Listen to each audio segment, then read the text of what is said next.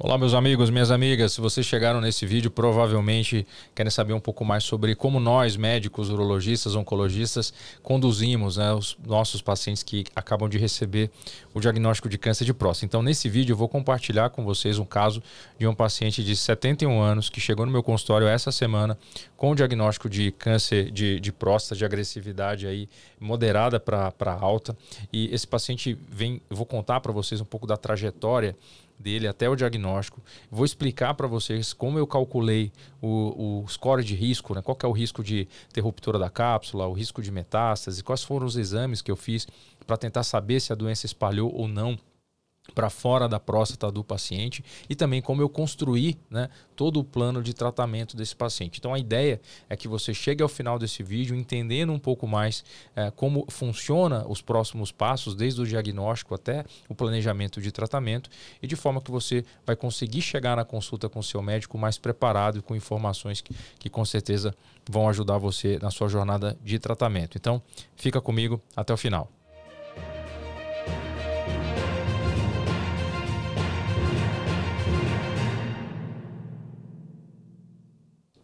Bom, estamos de volta, vou projetar aqui para vocês os nossos slides. Então o caso clínico hoje é de um paciente de um pouco mais de 70 anos de idade que descobriu o câncer de próstata recentemente. Antes disso, só um recado.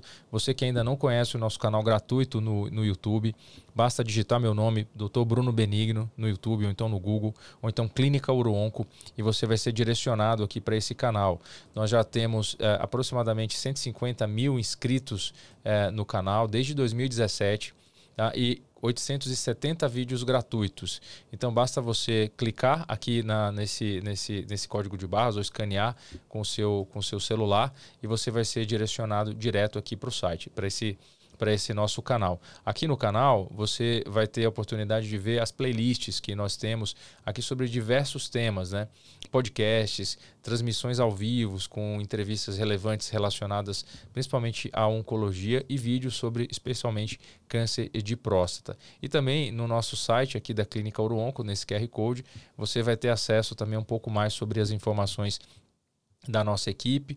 Nós temos aqui também o nosso blog, veja aqui a área do blog, onde eu estou sempre postando informações a respeito de temas gerais na urologia e na uro-oncologia, e eu tenho certeza que algum desses conteúdos pode ser muito relevante aí para você na sua jornada de tratamento. Então, sem mais delongas, sem mais recados, eu vou passar aqui para o que interessa, que é o tópico desse vídeo. Então, nosso paciente, 71 anos de idade, chegou no consultório rígido, sem nenhuma queixa adicional e já veio com o diagnóstico de câncer de próstata. Ele já tinha uma biópsia e antes da biópsia, o PSA dele era um PSA de 6,64. Eu vou falar para vocês se esse PSA aqui ele é alto, ele é preocupante, quais são os riscos do nível elevado de PSA.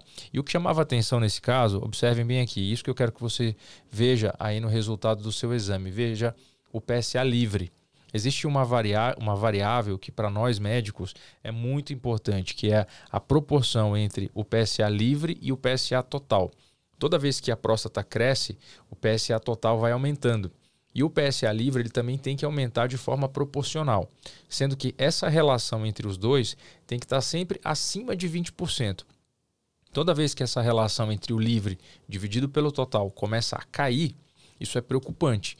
Só existem 3 coisas que podem fazer essa relação do PSA livre total diminuir: câncer de próstata, prostatite crônica e atrofia. O que é a atrofia? São áreas em que a próstata fica, entre aspas, careca, Assim como aqui minha cabeça sofre o efeito da testosterona com o passar do tempo, essas áreas aqui onde o meu cabelo parou de crescer são áreas de atrofia. Isso acontece exatamente na próstata. Então existem áreas da próstata que crescem normalmente e existem áreas da próstata que vão atrofiar. Em outras podem surgir focos de inflamação e em outras podem surgir focos de câncer. Então, o que chamava atenção aqui logo de início, no caso desse paciente, é que a proporção entre o PSA livre total dele era muito baixa, uma proporção aí de 8,73%. Isso realmente chama atenção e aumenta demais o risco do paciente desenvolver o câncer de próstata. Então, isso é importante você ficar alerta, porque às vezes você tem um PSA de 3, 3,5 e está achando que está tudo bem. Mas quando você olha a sua relação do PSA livre dividido pelo PSA total, ela está muito baixa. Cafezinho aqui, né? E já uma outra situação, por exemplo, imagina que você tem um irmão que tem um PSA muito mais alto que o seu. Por exemplo, o PSA dele é 8, mas a relação do PSA livre total dele pode ser muito boa, 30%, 35%. Então, mesmo que o PSA dele seja maior do que o seu, se a relação livre total dele for alta, significa que ele tem menos risco de ter câncer de próstata do que você. Então, muito importante não só olhar para o PSA. Primeira mensagem. Vamos adiante. Então, esse paciente, antes de fazer uma biópsia, ele foi submetido a uma ressonância magnética. E aqui é um dado interessante, que a ressonância magnética, ela não é uma ressonância magnética qualquer. Ela é uma ressonância magnética do tipo multiparamétrica. Por que isso? Qual que é a diferença? Uma ressonância magnética normal, ela só vai avaliar um parâmetro. Já essa especial para próstata, chamada multiparamétrica, ela vai avaliar pelo menos 3 parâmetros. Então, essa capacidade de refinamento da ressonância pode dizer para o médico se existe algum nódulo suspeito para câncer. E isso é dado através de uma escala de probabilidade, chamada escala de PIRADS, que vai de 1 até 5, onde 1 existe baixo risco do homem ter câncer de próstata, 2 também o risco é baixo, 3 é intermediário, em torno de 15%, já o 4 e o 5, esse risco pode chegar até 65%, e que foi o caso desse nosso paciente. Ele tinha uma área de alta suspeita para câncer de próstata, PIRADS 5, de 17 milímetros, então tinha quase 2 centímetros, e a próstata dele também era aumentada, uma próstata de 47 gramas, lembrando que o normal da próstata é de até 35 gramas. E isso acabou levando esse paciente a uma biópsia de próstata, onde foram removidos 18 fragmentos em áreas pré-determinadas, dando ênfase nas áreas suspeitas, em especial essa área de maior interesse, que era a área de PIRADS 5. E desses 18 fragmentos removidos, 12 deles mostraram um câncer de próstata de agressividade altíssima, um Gleason 9. Tá? Bom, você que está estudando um pouco mais agora sobre câncer de próstata, entenda que essa classificação de Gleason foi o Dr. Donald Gleason, canadense que morava nos Estados Unidos, e não, americano na verdade, o Charles Huggins, que é o canadense que morava nos Estados Unidos e descobriu a testosterona. Então, o Dr. Gleason, ele na década de 60, final da década de 60, ele publicou essa escala de agressividade do câncer de próstata, que vai de 2 até 10. Tá? E sendo que essa escala ela é dada pela somatória de 2 notas de agressividade. Então, a gente olha o fragmento da biópsia, acha as 2 áreas que tem câncer e dá uma nota de agressividade para cada uma dessas áreas. Essa nota de agressividade vai de 1 até 5. Então, cada área do fragmento da biópsia recebe uma nota. E depois essa nota é somada. Então, isso é a escala de Gleason. Então, a soma mínima é 1 mais 1, então 2. E a soma máxima é 5 mais 5, 10.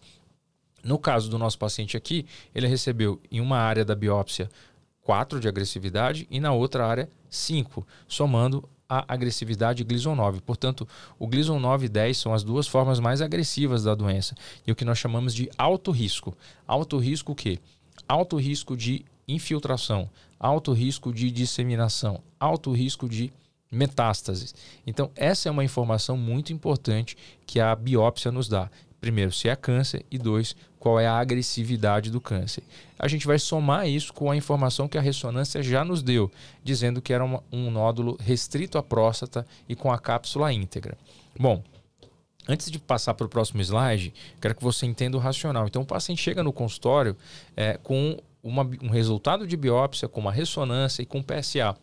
E aí o médico tem que orientar esse paciente e dizer, poxa, qual que é o risco de você ficar curado? Qual que é a chance, não o risco, né? Qual que é a chance de você ficar curado? Qual o risco de você ter uma metástase? Qual a chance de você vir, infelizmente, a falecer da doença? Todas essas perguntas são perguntas genuínas e que todo paciente vai se fazer quando recebe esse diagnóstico.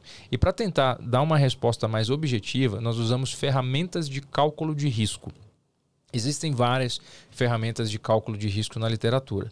E a mais conhecida delas é essa ferramenta aqui, ó, desse hospital norte-americano que fica em Nova York, chama Memorial Sloan Kettering Cancer Center. É um dos centros mais respeitados de oncologia do mundo. Tá? E esse código de barras, ele, se você escanear, vai jogar você direto nesse site aqui que eu vou mostrar. Então eu vou clicar aqui para vocês, ó. Então, quando a gente, na consulta, eu faço isso para todos os meus pacientes, tá?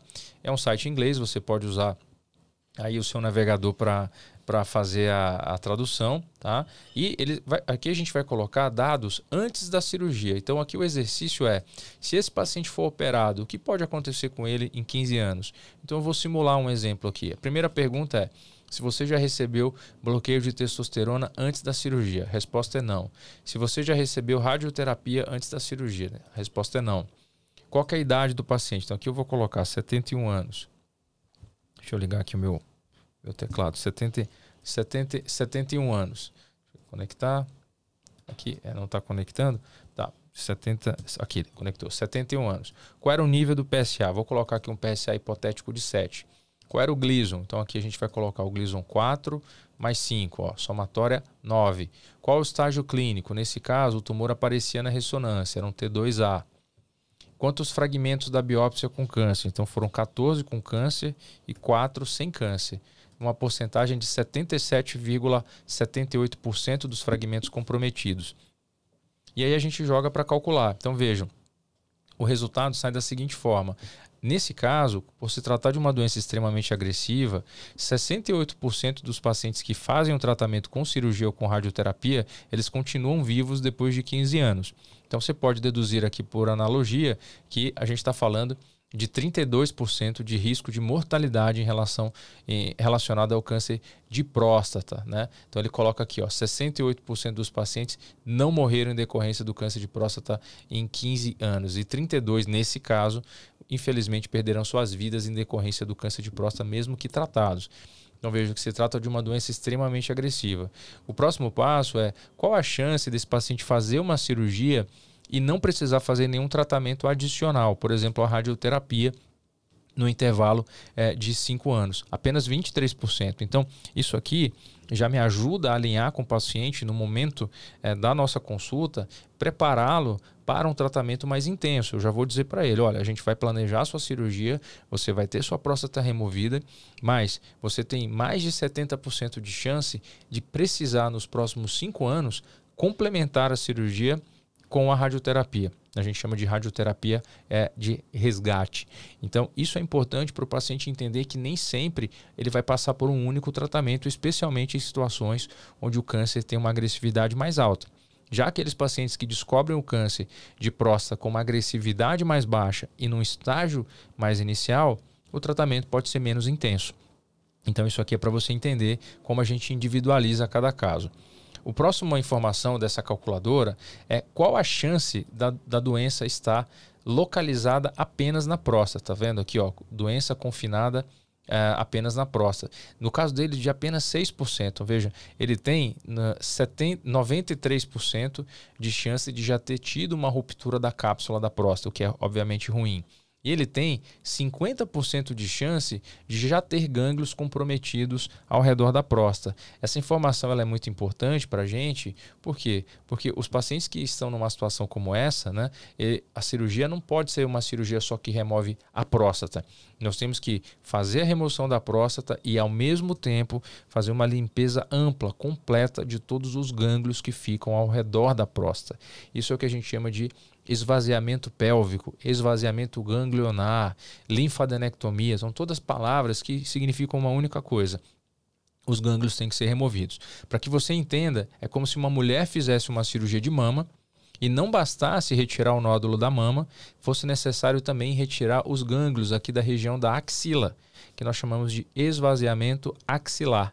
No caso dos homens, retira-se a próstata e faz-se um esvaziamento pélvico. Bem parecido com o que se faz no câncer de mama. Então, para o caso aqui do nosso paciente, nós fizemos esse cálculo e está aqui em forma de código de barras, que eu acabei de mostrar para vocês. Então, a chance de sobrevivência em 15 anos, em torno de 70%. A chance dele estar livre de tratamento aqui nos próximos 5 anos em torno de 26% a 30%. A chance dele ter doença confinada na próstata só de 6%. A chance de ter rompido a cápsula é maior que 80%. E a chance dele ter gânglios comprometidos é de 50%. Então vejo que a gente consegue ter uma conversa muito mais baseada em números, né? Baseada em evidências sólidas. Isso vai ajudar muito o paciente a entender e saber o que esperar a respeito do que vem pela frente. E aí, com essas informações em mãos, nós fazemos o plano de acompanhamento, que é o plano de tratamento. No caso dele, eu falei a seguinte estratégia. Primeiro, nós temos que nos certificar de que você não tem metástase. E como é que eu faço isso? Existem 2 exames. A cintilografia, que ela vê um mapeamento dos ossos, mas ela não vê partes moles. Então, é um exame que está disponível na maioria dos convênios, na rede pública, mas é um exame limitado. Mas, mais recentemente, nós aplicamos um outro teste chamado PET Scan com PSMA. O que é esse PET Scan com PSMA? É como se fosse um grande scanner que vai mapear o paciente da cabeça aos pés, não só a parte óssea, mas também a parte de tecidos moles. E ele é capaz de dizer para o médico se o paciente tem ou não metástase. Por quê? Porque se ele tiver metástases, infelizmente a gente não vai poder seguir com a estratégia de cirurgia. O tratamento muda completamente. A gente nem fala mais em cirurgia se o paciente tem metástase. E a gente vai passar para um tratamento chamado tratamento sistêmico, que é onde a gente faz a bloqueio de testosterona, às vezes a radioterapia, com ou sem a quimioterapia, tá? Então, a estratégia de tratamento ela muda completamente para esses pacientes. Bom, a discussão aqui importante com o paciente então foi planejamento de cirurgia, explicando para ele que ele tinha 76% de chance de ter que fazer radioterapia no futuro. Nós discutimos também os riscos e efeitos colaterais do tratamento, como o risco de incontinência urinária de 3% a 4%, o risco de perda da ereção da ordem de 15% a 20% e que ele precisaria sim passar por uma reabilitação após a cirurgia com a fisioterapia. A gente costuma inclusive começar a fisioterapia antes. E aí propus para ele agora a preparação, ele vai passar no cardiologista, vai passar com a nossa fisioterapeuta, que é a Dalila aqui na Clínica Oronco. Nós temos uma equipe de fisioterapia, nós temos a nossa própria equipe de cardiologia, avaliação nutricional. Então a cirurgia não é só... É igual um time de futebol, não é só o jogador lá na frente que está fazendo gol, mas a gente tem toda uma equipe de suporte para o paciente, porque o objetivo é ganhar o jogo, tá? E não só fazer uma cirurgia. Então é isso que a gente tenta sempre passar logo de início para os nossos pacientes. E ele vai ter que seguir um acompanhamento com o PSA a cada 3 meses pelos próximos 2 anos. Bom, então... Dito isso, o que eu vou responder para vocês agora, são 12 perguntas mais comuns sobre esse assunto. Então, eu espero que essas dúvidas ajudem você a chegar mais preparado para a sua consulta. Então, a primeira é na fase do diagnóstico, né? O que significa o PIRADS, o que significa, né, ter um PIRADS 5 na ressonância magnética e como isso afeta o meu prognóstico. Bom, um PIRADS 5, quando você faz, significa que você não fez a biópsia ainda. Então, ele significa que você tem uma probabilidade de em torno de 70% de ter câncer de próstata. Mas o PIRADS 5 ele não é um diagnóstico de câncer, mas ele vai ajudar o seu médico a decidir se vai pedir ou não uma biópsia para você. Então, essa é a resposta a essa pergunta. PIRADS 5 significa alto risco de um homem ter câncer.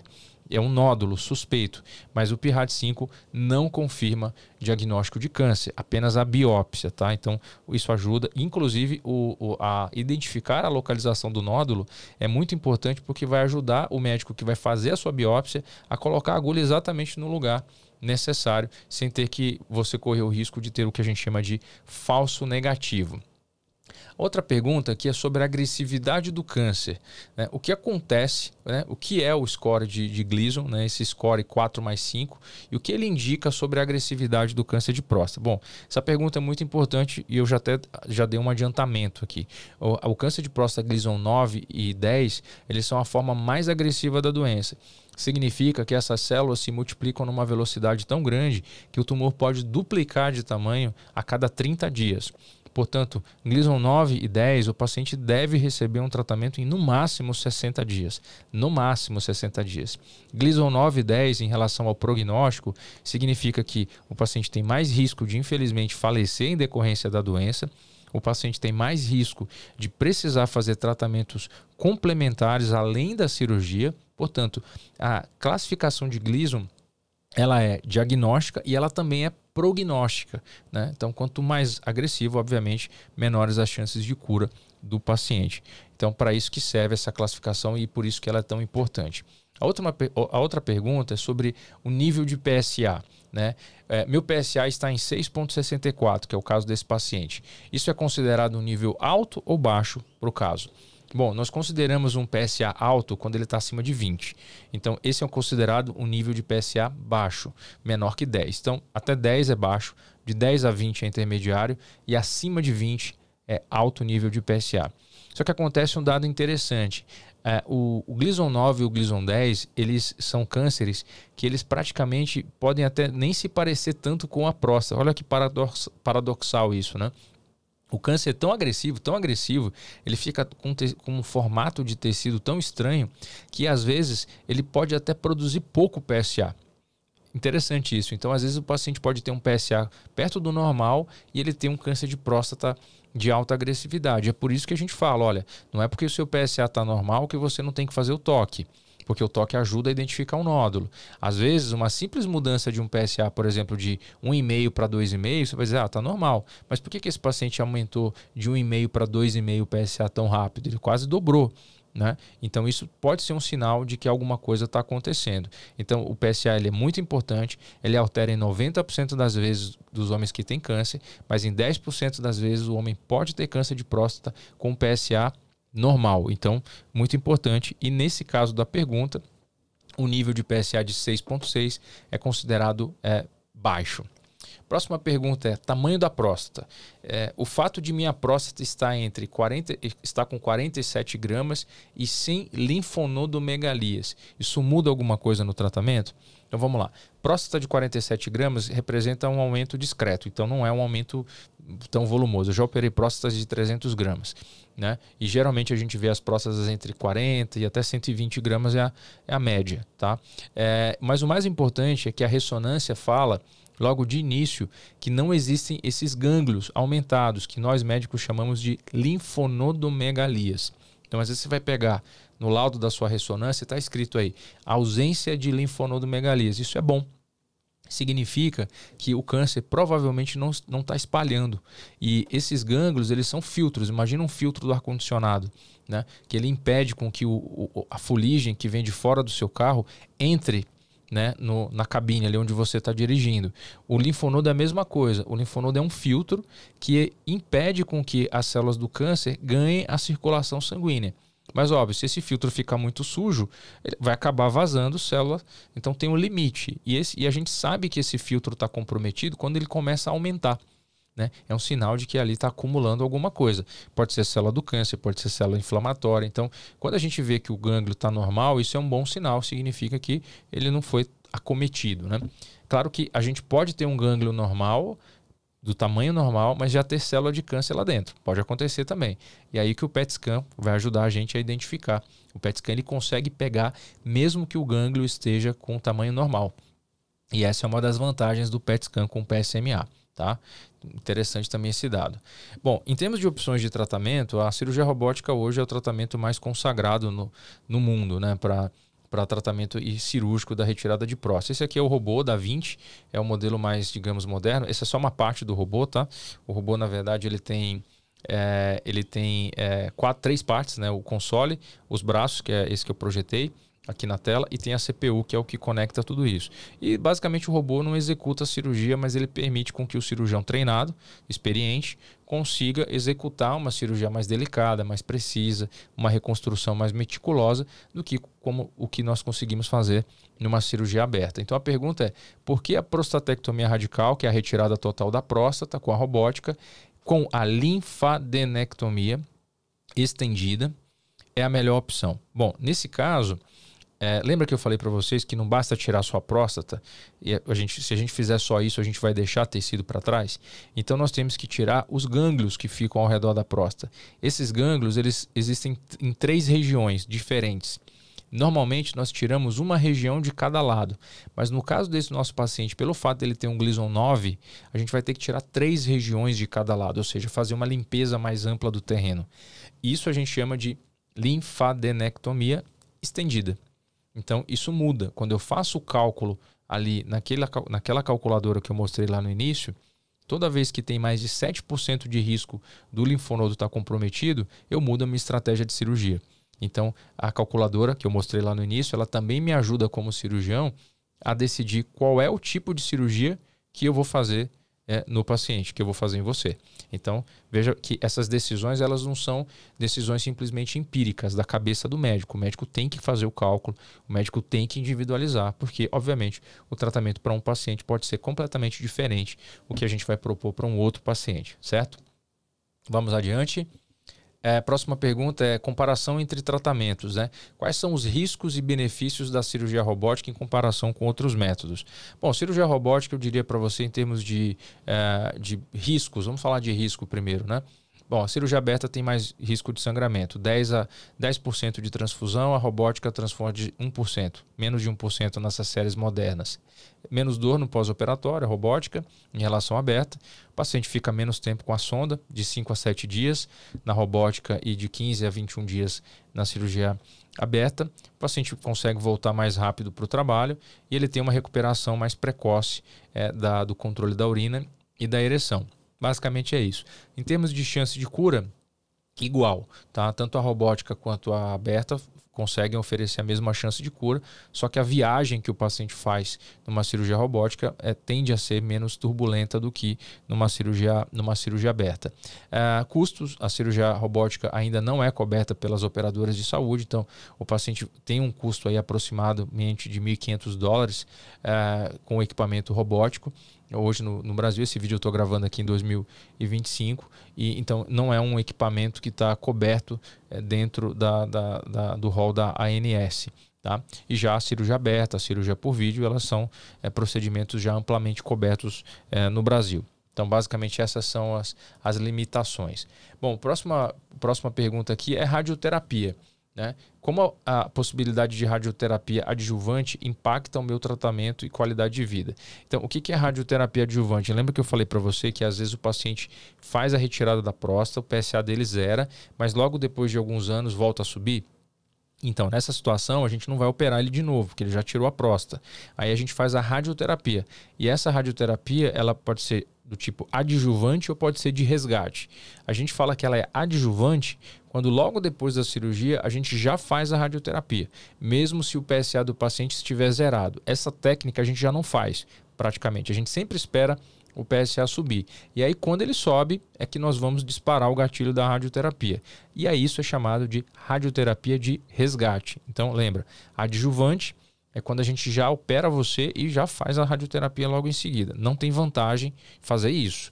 E o que na prática o mundo hoje faz é só a radioterapia de resgate. Se no futuro o seu PSA subir, aí sim a gente vai lá e trata com a radioterapia na área onde o foco reativou da doença, que pode ser na bacia, que pode ser onde era a próstata, que pode ser nos ossos, enfim.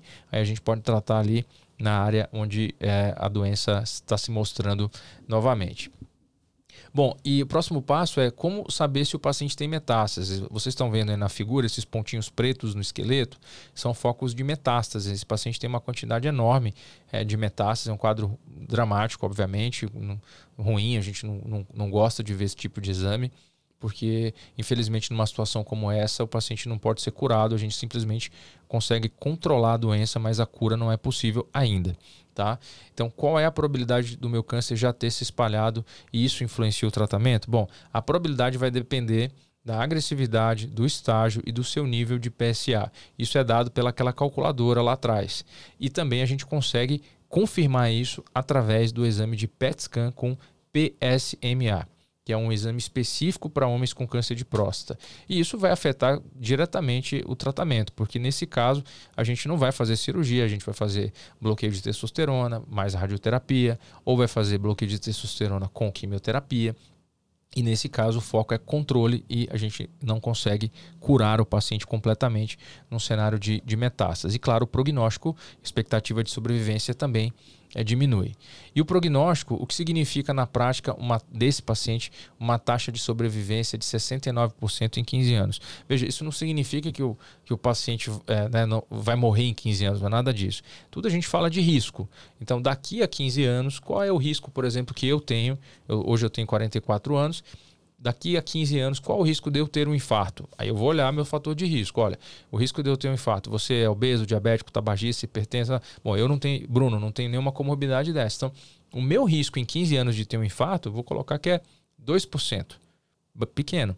Agora, se eu bebesse 4 maços de cigarro por dia, estivesse bem acima do peso, né, diabético, não estou tratando, o meu risco de ter um infarto em 15 anos já sobe para 30%. Percebe como é diferente? Então, quando a gente fala desses números, que a chance do paciente morrer em X anos é de 30%, em 15 anos é 30%, isso é uma estimativa de risco. Não quer dizer que o evento vai acontecer, mas qual é a probabilidade daquele evento ocorrer. Então, basicamente é isso que a gente faz quando está fazendo um cálculo de estimativa de risco. E claro, por último, estilo de vida influencia muito. E a pergunta é: como a minha atividade física e hábitos de vida podem influenciar a minha recuperação após a cirurgia? Completamente, né? Porque quanto melhor o seu estilo de vida, quanto melhor a sua alimentação, melhores serão os níveis dos seus anticorpos, menores serão os níveis do cortisol, que é um hormônio que é um imunossupressor, melhor vai ser seu peso, maior é a atividade do seu sistema imunológico e maior vai ser sua capacidade de combater o câncer. Portanto, influencia positivamente e muito o estilo de vida, e é recomendável que você faça atividades físicas como caminhadas, hidroginástica, evitar exercícios com impacto, claro, sempre individualizando cada caso.